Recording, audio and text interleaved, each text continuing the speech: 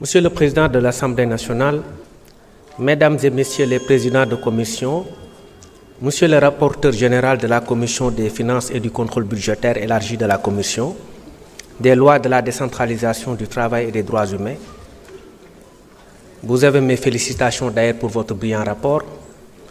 Monsieur le ministre des Finances et du Budget qui n'est pas là, Madame la secrétaire d'État auprès du Premier ministre, chargée des relations avec les institutions porte-parole du gouvernement, Mesdames et Messieurs les honorables députés, je voudrais vous remercier tout d'abord pour vos prières et encouragements et de l'attention particulière que vous avez portée à notre personne et à notre département.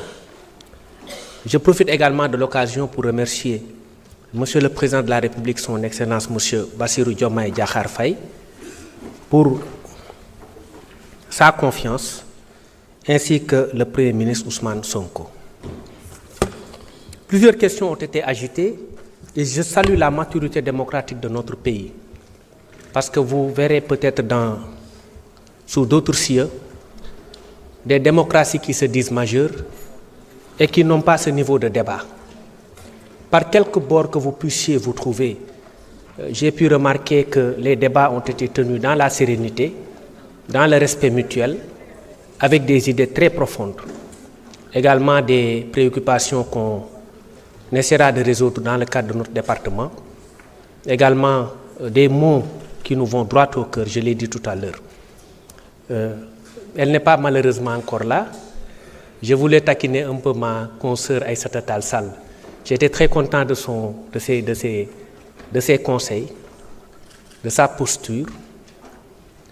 Il a cité un ministre de l'Intérieur. À l'époque, on ne parlait pas de ministre de l'Intérieur d'ailleurs, mais ministre de la Police, chez Napoléon. C'était du temps de Napoléon, où Joseph Fouchot était ministre de l'Intérieur, et Aïssata parlait un peu de la synthèse qu'il faut entre la force et l'intelligence. Je crois qu'elle me connaît suffisamment calme et réfléchie pour savoir que je mesure la pleine dimension de ma mission, que que j'exécute avec tact et que j'exécute en respect des droits humains. Il ne m'appartient pas de faire de forcing ou de faire le forcing dans le cadre de mes relations avec les administrés, parce que moi je suis du bas peuple et ni ma formation ni mon parcours ne me déterminent à être violent vis-à-vis du peuple. J'appartiens à ce bas peuple. Je suis avec les petits commerçants. Le Premier ministre l'a dit récemment, ils auront notre soutien. Mais nous voulons simplement du donnant-donnant. Parce que la culture de la citoyenneté n'est pas négociable dans un pays. Il nous faut nous comporter en bons citoyens avant de réclamer des droits. Quand on réclame des droits à un État, il faut se comporter en bon citoyen. C'est du donnant-donnant. Ce que le Premier ministre Ousmane Sonko a appelé le don de soi pour la patrie, depuis son livre Solutions de 2016, je crois. Et le don de soi, c'est le fait, par exemple, pour une personne de ne pas avoir ou d'avoir du scrupule à jeter quelque chose dans la rue, en se disant que cette rue-là, cette ruelle ou ce trottoir m'appartient. Et c'est à moi de faire en sorte que mon pays soit respecté et que mon pays soit digne. Le don de soi, c'est la contribution volontaire de chaque Sénégalais pour la patrie. Le don de soi, c'est aussi le fait, quand on est deux personnes et qu'on voit quelqu'un jeter quelque chose dans la rue, d'aller lui-même procéder au ramassage, elle-même procéder au ramassage de la chose et jeter ça dans la poubelle. C'est ça aussi le don de soi pour la patrie.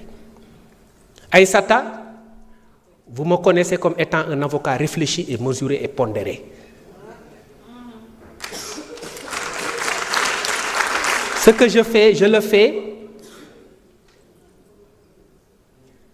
en étant à cheval sur les textes. Parce que moi, je suis un droit de l'homiste aussi. Quand on parle aujourd'hui de franchise universitaire, la question des franchises universitaires, Aïssata, est une question qui est réglée par les textes. L'intervention des forces de police au sein de l'espace universitaire est régie par la loi 94/79 du 24 novembre 1994 sur les franchises universitaires. Je pense que vous connaissez le texte mieux que moi. Et ce texte permet au recteur de procéder à des réquisitions. Mais qu'est-ce qu'on peut faire, nous, en tant que ministre de l'Intérieur, ou en tant que policier, ou force de défense et de sécurité, ou même en tant que gendarme? Si on n'exécute pas ces réquisitions, on sera en faute. Et ça, vous le savez. Vous êtes une brillante avocate et vous en avez formé plus d'eux. Vous connaissez le contenu de la loi. Vous savez parfaitement que l'autorité ne peut pas ne pas se soumettre à la réquisition du recteur qui a des pouvoirs propres qu'il détient du fait de cette même loi du 24 novembre 1994 sur les franchises universitaires et qui ne nous laisse pas de choix. Parce que l'université aussi n'est pas une zone de non-droit.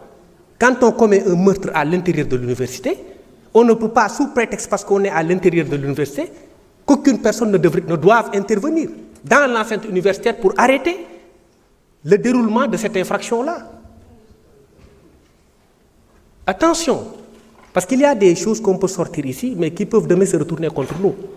Parce qu'il faut qu'on reste à cheval sur les textes. Quand on est dans le confort ou sur le confort des textes, on est à l'aise dans ce qu'on fait. Parce que c'est la loi qui nous protège tous. Elle est de portée générale et impersonnelle. Tant qu'on est à cheval sur les textes, on est à l'aise de défendre nos positions.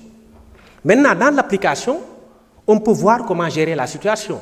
Et c'est le cas ici à l'université. Quand le recteur demande l'intervention des forces de défense et de sécurité, le policier qui refuse ou le ministre de l'Intérieur qui refuse est en faute. Nous, on ne peut pas être en faute vis-à-vis de la loi. Parce qu'on connaît la loi, on ne peut pas violer la loi.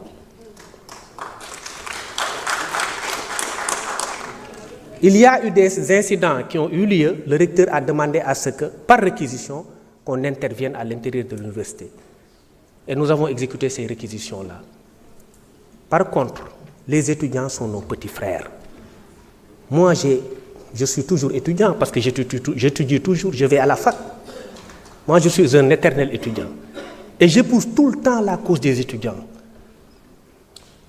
Et j'ai même programmé une visite dans le campus universitaire pour aider à nettoyer le campus. Et là, je félicite l'ancien directeur du cours qui a fait un excellent travail dans le cadre du cadre de vie à l'intérieur de l'université. Je vous l'ai dit la fois dernière en commission, mais vous étiez absent. Parce que c'est de cela qu'on a besoin. C'est de cela qu'on a. Et par quelque obédience qu'on se trouve, il est bon quand quelqu'un a du mérite ou qu'il a fait une chose, qu'on reconnaisse cette chose-là. Moi, je suis honnête et je me veux généreux. Voilà. Maintenant, la situation étant comme elle est, les choses se sont calmées. Les étudiants, comme je l'ai dit, sont nos petits frères. Pour moi, et sont nos enfants pour d'autres. Moi, je demande au recteur de lever la présence universitaire aujourd'hui même. Parce que j'ai vu que c'est une condition pour la cessation de la revendication estudiantine. Pour moi, la paix étant revenue à l'intérieur de l'espace universitaire, je peux quand même demander au recteur de le faire, même s'il a des pouvoirs propres.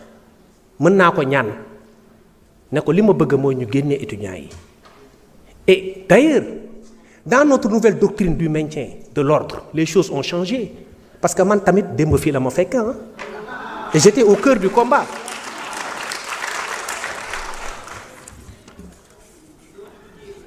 Monsieur Sall, honorable député Thierno Alassane, avec tout le respect que je vous dois, vous avez parlé de blessures par balle. Honnêtement, je n'ai pas vu de blessures par balle. Et je vous dis qu'il n'y en a pas. En tant que ministre de l'Intérieur et de la Sécurité publique, je peux vous dire qu'il n'y a pas eu de blessures par balle. D'une part, je ne sais pas ceux qui vous ont informé, mais ils ne vont pas donner la bonne information. Je pense que c'est vos sources qui vous ont trompé. Maintenant, pour ce qui concerne les forces de défense et de sécurité, par contre, il y a eu des blessés au nombre de 29 et du côté également des étudiants. Ça, c'est vrai, il y a eu des blessés de part et d'autre. Mais il n'y a pas eu de bavure policière. Ce qui est une première dans notre doctrine, dans la doctrine du maintien de l'ordre. Parce qu'avant, il n'y avait pas que des bavures, il y avait pire que des bavures. Et là, le fil est nous fait.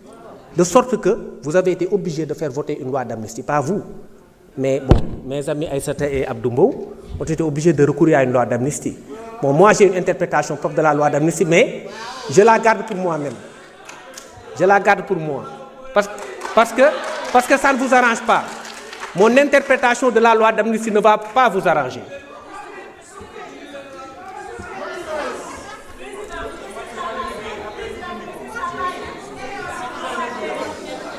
Il n'y a pas eu de bavure. Et dans la nouvelle doctrine du maintien de l'ordre, et je rappelle que la réquisition n'implique pas l'usage d'armes à feu.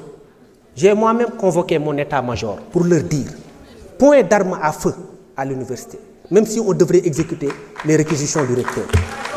Parce que moi, je veux défendre les droits des étudiants, comme je veux défendre les droits des forces de défense et de sécurité, parce qu'ils sont tous frères. Je ne veux pas de bavure et je ne veux plus de bavure dans ce pays. Et il n'y en a pas. Et la preuve, c'est qu'il n'y a, au-delà des bavures, il n'y a pas d'arrestation. Est-ce que vous l'avez remarqué? Il n'y a pas d'arrestation. Mais il y a de cela 3 ans, on vous aurait arrêté terrorisme, instruction. Mais parce que vous faites que démb fii la ñu fekk ñun kenn mënuñu nax parce que démb fii la ñu fekk ñun fii démb fii la ñu fekk. S'il vous plaît. Maintenant, j'invite mes collègues à garder le calme, particulièrement honorable Abdoumbo. Non, il n'y a que vous qui intervenez, qui interpellez directement le ministre, s'il vous plaît. Non, s'il vous plaît, et mes autres collègues aussi. Bon, man j'ai pas de problème, mën nañ waxtaan parce que dañuy waxtaan rek. Man mën nañ waxtaan, mën ngeen ma interpeller, mën ngeen ma dagg, mën ngeen wax lu ne. Mais dinaa sama message dina jàll parce que man sénégalais yi laay waxal. En ce qui concerne maintenant le volet sécurité publique, foofu moom je l'ai dit Abdou man seetuma ku bokk APR wala ku bokk feneen man j'assume mon amitié avec Ousmane Sonko et je l'assume. J'assume même man dama bëgg Sonko et je l'assume dama bëgg Sonko.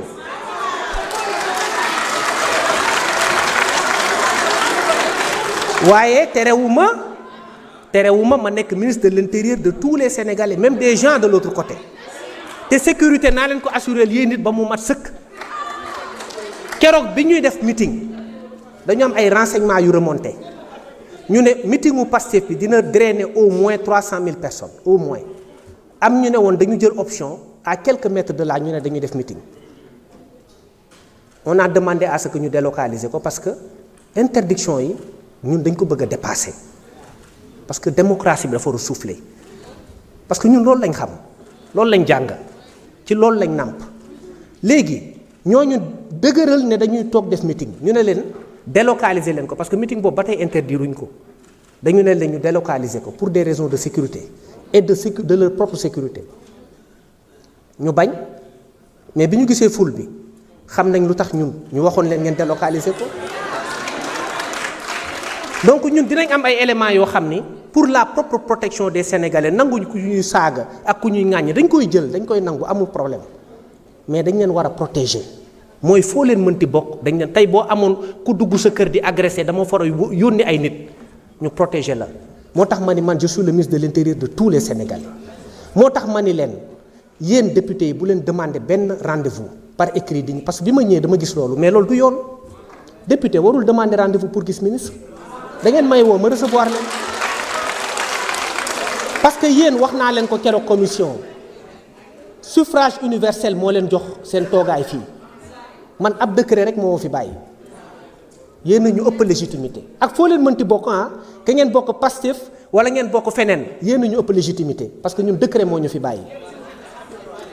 léegi bu dee aspect sécurité bi gis ngeen ni depuis quelque temps dëkk bi dafa commencé am sécurité loolu moom nañ ko nangu te sécurité bi pour ñun ñëpp la quand on parle de désencombrement da ngay gis ñoo xam ne dañ koy politiser mais yooyu c'est des questions citoyennes kenn waru ko politiser parce que ñun ñëpp ñoo ko bokk. am na benn ministre boo xam ne defe naa takku wàllu la bokk wax na fi wax bu rafet mu ne lii question citoyenne la parce que des questions de sécurité publique kenn du ko politiser kenn du ko foyee c'est comme les questions de défense nationale. tey bu ñu nee diw waxuma ambulant yi parce que ambulant man xaw ma problème mu ambulant yi fu mu jógee ambulant mooy kuy dem koo xam ne du encombré man keroog fii tablier laa wax mooy nga jël trottoir gas ko samp ci sa table piétons yi di wàcc di taxaw ci tali bi di dox en concurrence avec les véhicules ñuy gaare di taxaw muy consommer gasoil ak carburant ak réchauffement climatique bi nga xam ne da koy engendrer avec les gaz à effet de serre rapport CETUD ne 203 milliards am kii moo koy causé loolu donc à partir de ce moment ñun foog ñu jóg jël ci ay solutions te nee naa les questions citoyennes ne peuvent pas être négociables un pays ne peut pas avancer sans la discipline parce que discipline ressource naturelle la Japon tey amul dara mais lan moo ko développé c'est la discipline te loolu c'est des choses yoo xamante ni ñun dañ ci taxaw te dinañ ko def ba mu mat sëkk incha allah te dañu bëgg Sénégalais aussi jàppale ñu les ambulants je n'ai aucun problème avec eux c'est nos frères le petit commerce yàlla xam na ne bëgguñu ko laal am na marché yi boo leen xoolee amul benn marché boo xam ne lu dul marché boo xam ne dañ ci war a ubbi yoon brigade des sapeurs pompiers jàll pour bu incident amee loolu rek moo tax ñu laal marché mais directeur général de l'administration territoriale mu ngi nii William Manel il faut épargner wax naa ko les zones marchandes mais zone marchande bokkul ak loo xam ne dañ ko transformer en marché rond-point Liberté 6 du zone marchande parce que dañ ko transformer en marché Colobane marché la mais est-ce que laal nañ ko kenn laalu ko Colobane dañ ko jéggi dem ci nga xamante ni dañu jàppoon ni ay màññaa la ñu fa nekk ñu dégager leen bàyyi marché bi kenn du ko laal pour le moment parce que xale yi dañ leen war a utal d'abord fu ñu nekk wax nañ ko dañ leen war a recaser d'accord je suis d'accord utal leen fu ñu nekk mais nga jël sa table teg ci kaw trottoir wala ci buntu kër jàmbur honorable député PG Aliou Ndao wax na ko tey ku taxawoon sa buntu kër toog ñëw rek teg fa table di jaay mais est-ce que di nga ko jox sommation est-ce que kooku am na droit yow juriste nga est-ce que am na droit am sommation da ngay ñëw ne ko sëñ bi fi nga toog du fii parce que dëkk bi aussi foog ñu ànd defar ko mais Sénégal mënul nekk un marché à ciel ouvert moo tax may woo ambulants yi ak tabliers yi di leen woo nañ ànd defar dëkk bi wax naa ko keroog on a des réponses pénales yoo xam ne ñun duñ ko mettre en œuvre moi je connais les lois il y a la loi de 67 il y a la loi du 20 décembre 75 qui interdit certaines activités dont les leurs mais appliqué wuñ ko parce que dose d'humanité lañ ciy def parce que dañu xam ne dëkk bi métti na dañ leen di accompagner mais lu mu métti mën nañ jaay ba pare bokk defar dëkk bi ban marché lañ fi nettoyer Sénégal amul mais est-ce que loolu du leen choqué amul benn marché presque bu amul marché boo xam ne dafa am ay heures sax amul te marché war na am ay heures war na am ay jours yoo xamante ni dañ koy nettoyer ñu dem am na marché yoo xam ni marché àjjuma loon bi ma nekkee Gueule Tapée léegi marché bés bu ne la nga jóge fa dem marché Liberté 6 marché samedi léegi bés bu ne la ñu bàyyi mu jàll après c'est un comportement boo xam ne dañu dem ba tolérer ko mu yàq nag suñu cadre de vie te loolu il faut une masse critique li Ousmane Sonko doon wax une masse critique de patriotes de gens qui sont conscients des enjeux qui ne pensent pas aux prochaines élections mais aux prochaines générations te ñun loolu lañ bëgg a nekk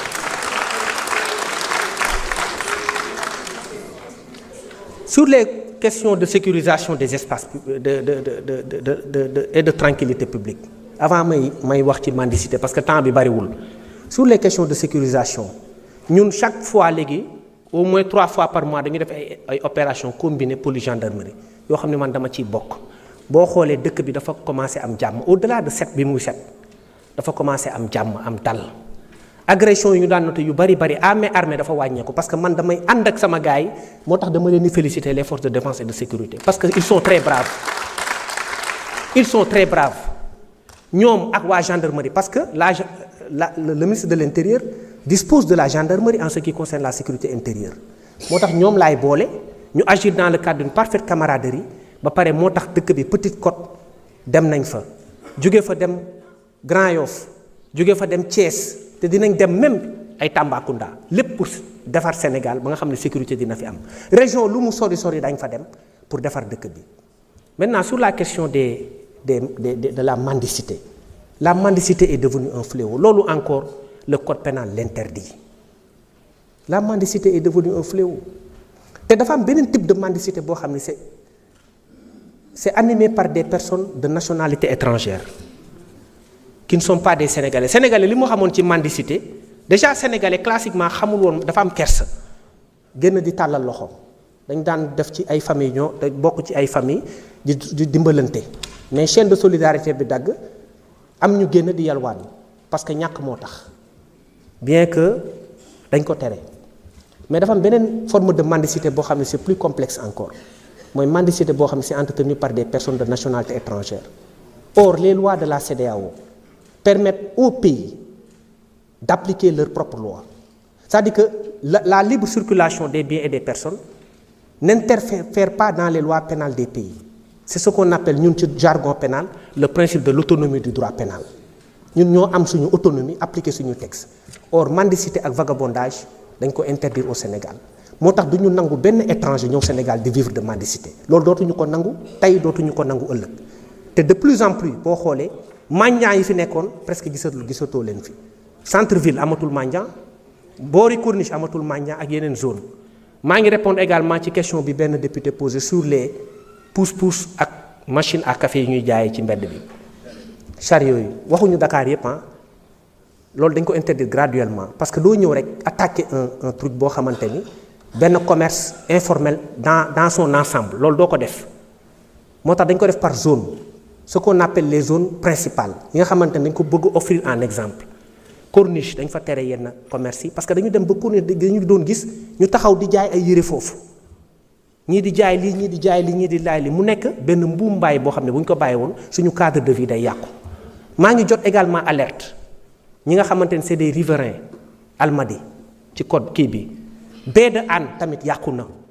baie de Hann dañ ko transformé en dépotoir d'ordures alors qu'il y a de cela 20 ans wax naa ko keroog c'était l'une des plus belles baies au monde yooyu yëpp dañ ko war a récupérer te dinañ ko récupérer parce que suñu cadre de vie ñun ñoo ko moom civisme ak citoyenneté comme je l'ai dit kenn du ko négocier ñun ñoo ko moom. Sur les équidés très rapidement fas yi dafa am benn texte boo xam ne dafa tere ñu leen di toroxal ça résulte du code des contraventions fas dafa noble Gandhi doon na wax ni doyen Alla Kane maa ngi lay gërëm di la sant ci remerciement yi c'est Gandhi qui disait que la grandeur d'un peuple se mesure à l'affect dont les populations ont véritablement pour les animaux gis nga bàyyi ma dafa noble waruñu jàpp fas di ko toroxal parce que fas dafa noble même alxuraan da ko tagg pourquoi ñu war a bàyyi yenn pratiques yi parce que fas dafa am bakkan nga jël charrette di ko yen ba mu fees ba fas bi di daanu du yoon ñu war a bàyyi également de la même manière divagation d'animaux yi am na ku ko wax loolu aussi c'est le code des contraventions qui l'interdit sur la voie publique da ngay dem ba centre-ville parfois nga daan gis parce que loolu nangootuñ ko nga daan gis ay nag ak ay xar yuy dox yàq également cadre de vie bi yooyu rafetul suñu dëkk ñun ñoo ko moom nañ ko defar wax naa ko keroog fii am na benn ministre bu ko fi rappelé ñun peut-être amuñu mais bëgg nañ lu baax ak fu ñu mënti nekk nañ ànd defar suñu dëkk ñun ñoo ko moom bu ñu nangu kenn di ñu ko yàqal parce que Sénégal suñu loxo lay mujjee donc dañ ko defar ba nga xamante ni bu ëllëgee on va léguer aux prochaines générations un pays ordonné un pays stable et un pays respecté parce que bu ma demee tey à l'international da ngay xam ne Sénégal dañ ko respecté mais gan yooyu di ñëw fii dañu war a gis dëkk bu tegu ci yoon dëkk bu rafet dëkk bu sell mais li ñuy bañ mooy bu ñu ñëwee fii après bu ñu demee xeeb ñu te loolu ñun waruñu ko nangu ñun ñoo moom suñu réew nañ ko ànd defar.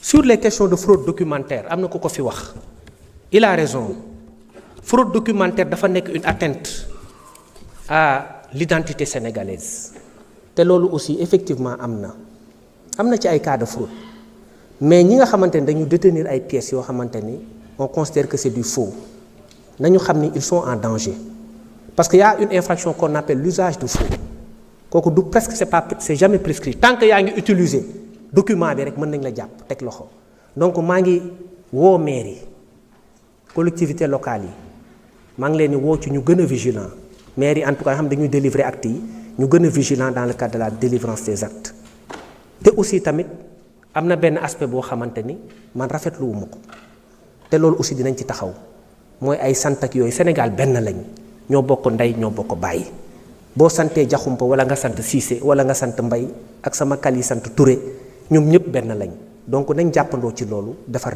kii xam ni ñun ñoo bokk dëkk bi sant yi amu ci solo mais li ko indi mooy fraude documentaire bi effectivement moo poussé parfois policiers ñu laaj ay documents parce que mënoo bëgg une chose aussi et son contraire moo tax léegi dans tous les cas j'ai demandé à ce qu'on exige des certificats de nationalité parce que bu boobaa le problème est réglé ku indi nationalité sénégalaise mën nga am loo bëgg mais bu fekkee ni yow da nga nekk un fraudeur doo mën a produire un certificat de nationalité te loolu ça peut régler le problème.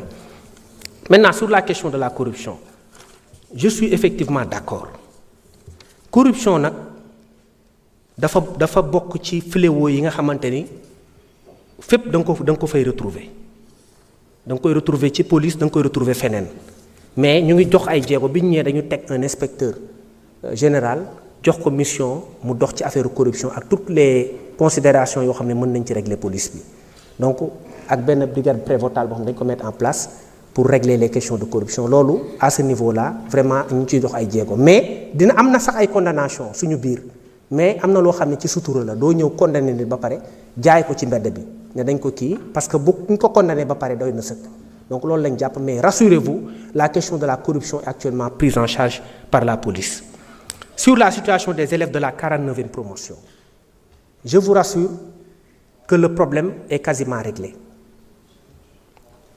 parce que toutes les démarches administratives sont entamées pour la résolution des vices entachant leur situation répondre naa keroog Guy Marius Sagna ci côté boobu et un projet de décret à titre exceptionnel a été pris pour la régularisation de leur situation administrative et financière parce que les deux sont liés et il a été élaboré et aujourd'hui c'est sur la table du président de la République bu ñu ko signé rek le problème sera réglé ñun ñoo gën a soxla effectif dans le cadre du maintien de l'ordre et dans le cadre de la sécurisation du pays maa ngi leen di gërëm di leen sant ci déglu bi lii rek day wane ni Sénégal benn bopp la ñun ñoo ko moom. amaat nga 15 minutes au besoin.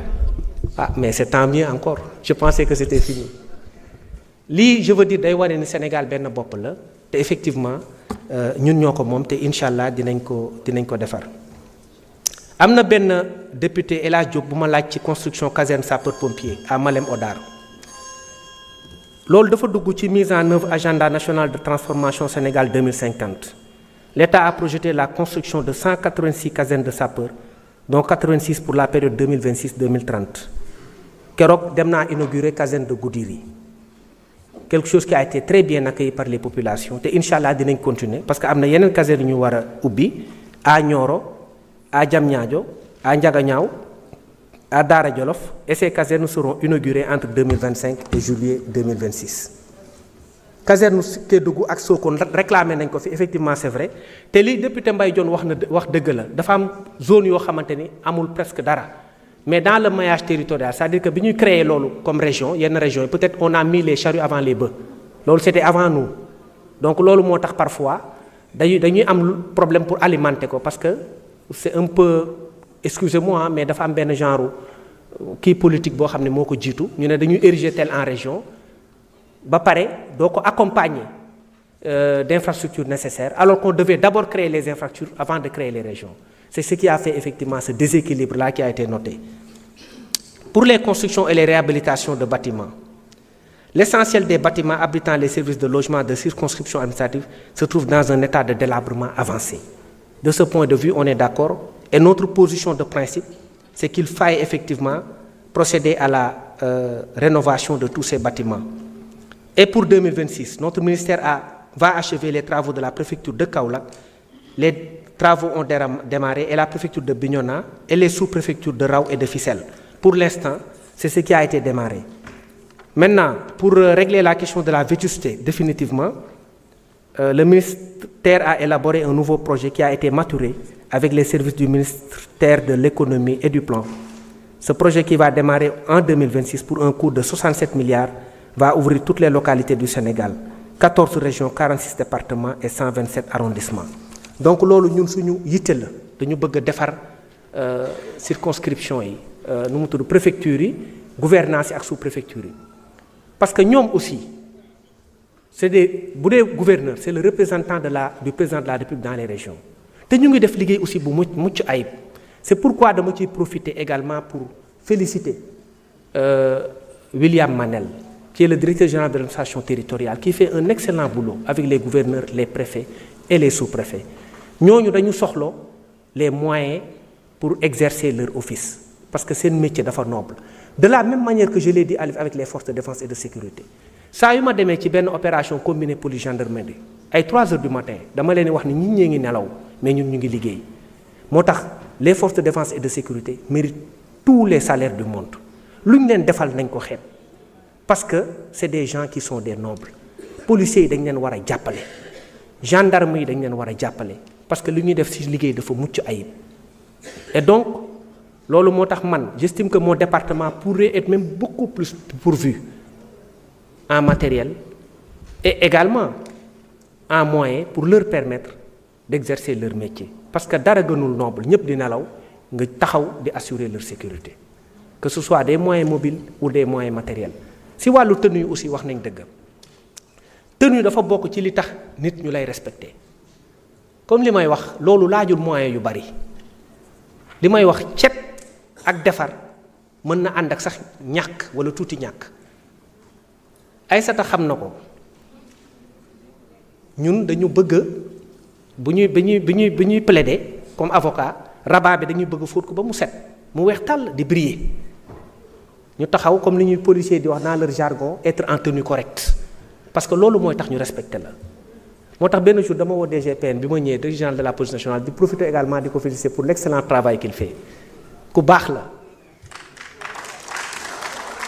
ma ñëw ma ne ko mais DGPN policier du ngeen defal ay cravate mu ne ma mais monsieur le ministre cravate dafa tàng ma ne ko waa sedd bi nag ngeen defal ay cravate parce que man mënuma imaginer par exemple alkaati bu taxaw di tux rafetul parce que kilifa la alkaati dafa noble da ngay gis boo demee ay yenn dëkk yi nga gis alkaati yi man bu ma gisee alkaati bu sol lu rafet dama koy respecter dama koy bëgg sama xol day sedd donc yooyu yëpp c'est des choses yoo xam ne ça participe à la citoyenneté te pourtant laaju moyens yu bari donc loolu laay wax rek tout le temps nañu xool lépp li nga xamante ni mën na relever suñu prestige en tant que pays parce que Sénégal pays leader la et man maa leen ko wax de tout temps Sénégal pays leader la boo demee ci yeneen dëkk nga koy xam Sénégalais yi dañ leen respecté boo demee Côte d'Ivoire ñu ne le Sénégalais a du talent ñu ne Sénégalais bu waxee rek da lay convaincre parce que Sénégalais dafa am lu yàlla def ci moom donc loolu dafa war a feeñ suñu dëkk keroog cité naa ay pays yoo xam ne tey dañu xaw a raw ci benn côté mais loolu ñun buñ ko nangu le gap dañ koy rattraper te mën nañ ko te on le fera rapidement dëkk bi dina tegu ci yoon dina baax ba pare lépp dox incha allah yéen ñëpp ci mën a jàpp. J'en appelle à la citoyenneté de tout le monde j'en appelle à tous les patriotes tous les républicains tous qui aiment ce pays pour qu'on fasse du Sénégal un très grand pays et on est en voie de le faire sous la haute direction de monsieur le président de la République et de son premier ministre parce que c'est des patriotes qui sont venus pour ne pas se focaliser sur les prochaines élections mais sur les prochaines générations et ça ils l'incarnent, ils le vivent tous les jours. Moi qui suis au contact de ces deux personnes, moi je sais et je suis persuadé que ce sont de vrais leaders. Pour la première fois, le Sénégal a une chance historique de réussir un bond qualitatif. Parce qu'il y a des gens qui sont animés par l'intention d'en faire un grand pays. Et là, c'est à nous de les accompagner. C'est aux citoyens lambda de les accompagner. Les étudiants, les ambulants, les écoliers, les députés, les chômeurs, que tout le monde s'y mette pour qu'on fasse de ce pays un grand pays. On l'est déjà, mais on peut réussir encore à progresser. Et c'est d'ailleurs l'occasion pour moi de profiter de cette tribune pour féliciter des patriotes, des gens qui se sont toujours investis pour l'ordre, la discipline, le civisme et la générosité également. Ils sont là, je les ai invités, ce sont les Patriot Riders. Je vous demande de les applaudir.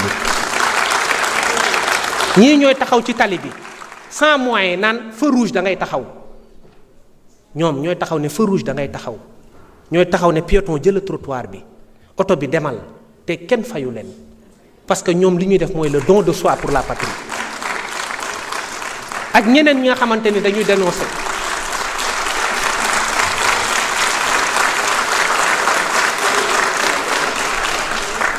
ak ñeneen ñi nga xam ne dañuy dénoncer également certaines situations on reçoit tout le temps les dénonciations Nous invitons les Sénégalais à dénoncer davantage parce que nous sommes un pays boo xamante ni nous sommes habitués à ça nañu di dénoncer parce que loolu c'est positif, ça nous aide. Nañu di critiquer. Ministère de l'Intérieur bu ñu xamee ni lii mi ngi koy def baaxul nañ ko critiquer, je suis d'accord, on prend les critiques comme positives parce que c'est important. Nañu nangu du haut de notre piédestal de subir des attaques loolu amul benn problème, mais l'essentiel c'est qu'on progresse et qu'on avance. Loolu rek moo am solo ci àdduna. Moo tax ma leen di féliciter également ñi nga xamante ni ils sont dans les pages di dénoncer naan fii nii la mel fii nii la mel fii nii la mel parce que loolu moo ñuy permettre aussi d'être réactif. ñoom ñi sama équipe xam nañ ko à chaque fois bu dara amee dama leen di alerter ne leen def leen lii pour ñu remettre un peu les choses à l'endroit. Pour terminer, je vais juste parler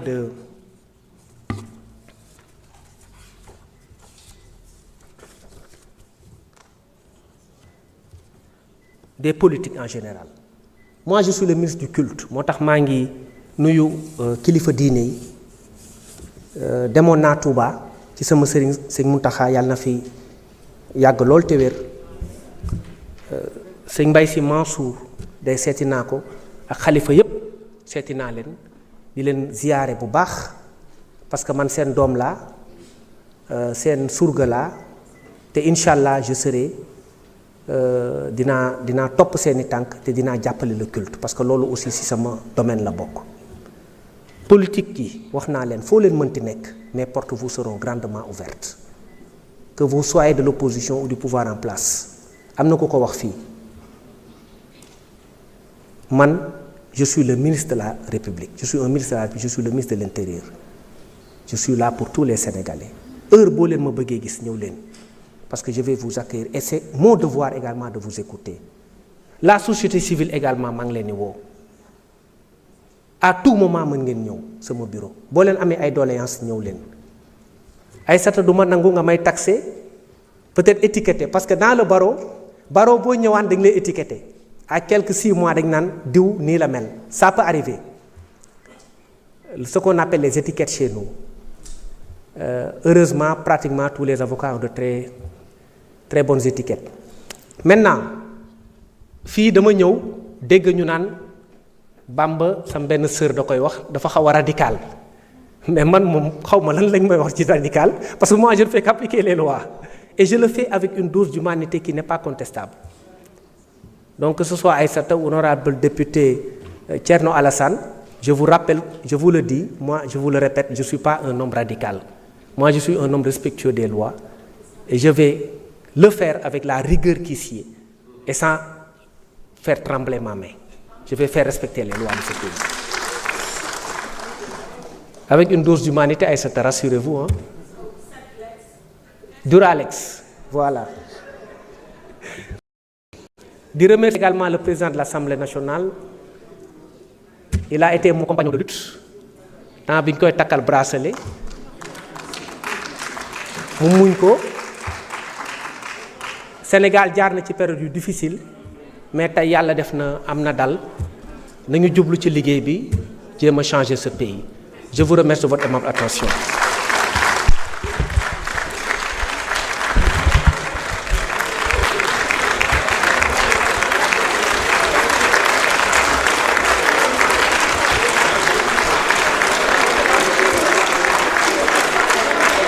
mais doy na nag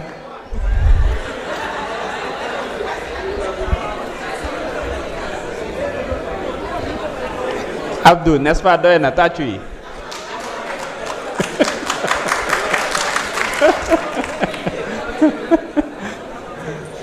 merci beaucoup monsieur le ministre. La discussion générale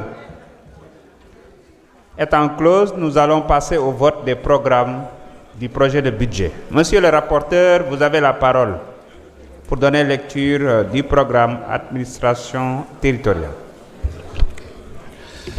Merci, Monsieur le Président.